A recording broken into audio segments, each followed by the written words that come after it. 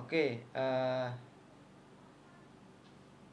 bisa diterima ya jawaban-jawaban dari teman Anda yang sedang presentasi. Saya tambahkan sedikit mungkin untuk pertanyaan tentang penghakiman atau vonis ya terhadap koruptor misalnya, ya, terhadap perilaku korupsi itu memang masih menjadi PR ya bangsa ini ya. Bahwa vonis terhadap pelaku korupsi itu cenderung masih terlalu ringan ya. Kebanyakan kan vonis untuk korupsi yang nilainya miliaran saja itu paling 4 tahun ya, 4 tahun 6 bulan. Nah, kenapa demikian ya?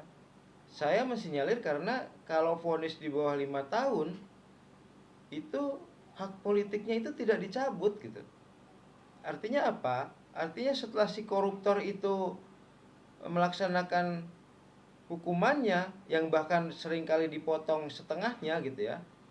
Kebanyakan koruptor itu setelah 2 tahun lebih keluar loh.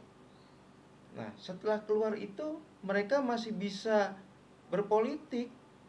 Mereka masih bisa menjadi anggota DPR gitu. Kalau Anda cek, banyak sekali anggota DPR atau DPRD ya, yang mantan koruptor gitu. Nah, kenapa begitu? Kenapa demikian? Karena vonis itu rata-rata di bawah 5 tahun gitu. Nah, kejahatan dengan vonis di bawah 5 tahun itu tidak menghilangkan hak politik seseorang. Nah, itu yang menjadi masalah ya. Bahwa vonis korupsi bisa dibilang tidak adil ya.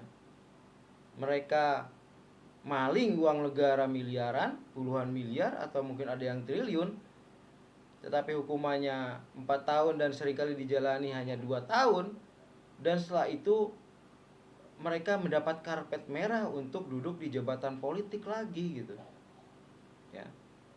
Bayangkan orang yang sudah korupsi, tentu saja kan pelaku korupsi itu banyak teman-temannya gitu. Nah, ketika dia kemudian menjadi pejabat lagi, teman-temannya dalam berkorupsi itu datang lagi ya. Dan kemungkinan besar dia akan melakukan korupsi lagi gitu. Nah, itulah saya kira benar pertanyaan itu, mengapa penghakiman terhadap pelaku korupsi itu tidak adil. Iya, memang tidak adil. Kenapa bisa demikian? Banyak penyebabnya ya. Kita bisa misalnya menyangka bahwa hakim mungkin disuap sehingga vonisnya itu ringan gitu ya. Atau mungkin ada proses-proses yang kita tidak tahu ya.